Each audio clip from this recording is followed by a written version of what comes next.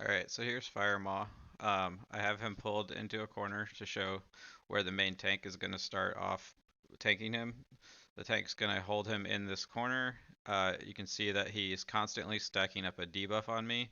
It actually, even at this level, once it gets high enough, can do damage to me, which is pretty impressive.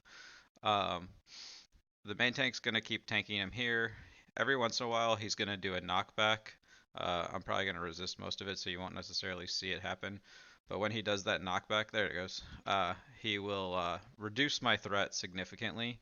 So the way that we counteract that is we have the off tank standing where this blue circle is, and when he's getting ready to do the knockback, the off tank taunts, and then as soon as the knockback is done, then he'll go back onto the main tank because the off tank will have its threat reduced.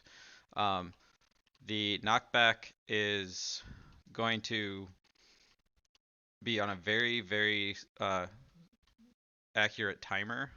So you can basically pre-taunt at 4 seconds before the knockback happens.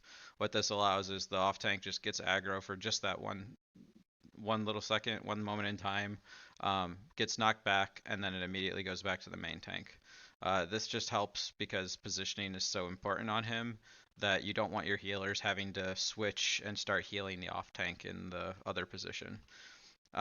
As far as why positioning is so important, you saw that debuff that was constantly stacking up on me. It can be very painful if you let it stack too high. So usually what we're going to do is have people stack it to maybe 10ish at max. And once you get that, so melee will be standing behind him. They're going to run over here and just wait it out until their debuff wears off.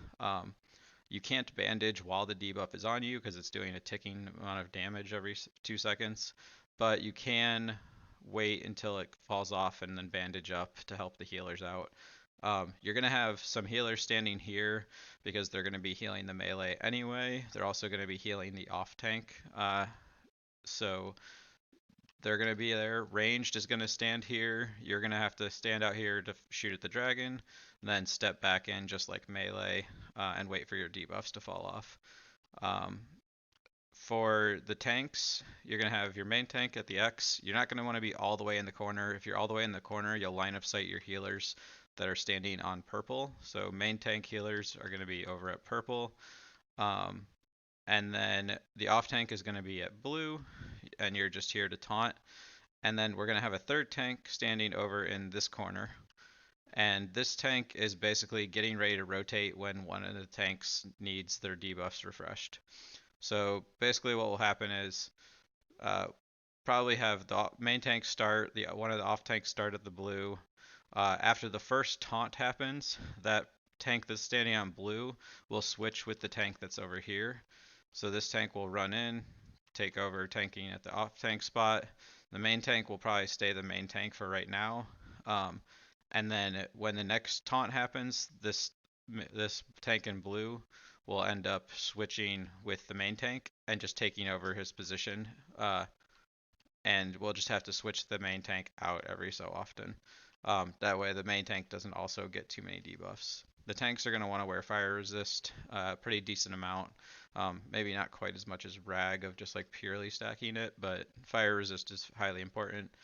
Onyxia scale cloaks, I highly recommend for everyone. Tanks, it's 100% mandatory, but just in case there's a weird occurrence where somebody pulls threat for a second or somebody gets out of position, if you get shadow flamed, then and you don't have your Onyxia scale cloak on, you're instantly dead. But if you have it on, there's a chance that you'll survive. So as long as he doesn't lose positioning, as long as we don't pull threat, then it should be a pretty straightforward at that fight. At that part, this is probably the hardest of the three drakes, though.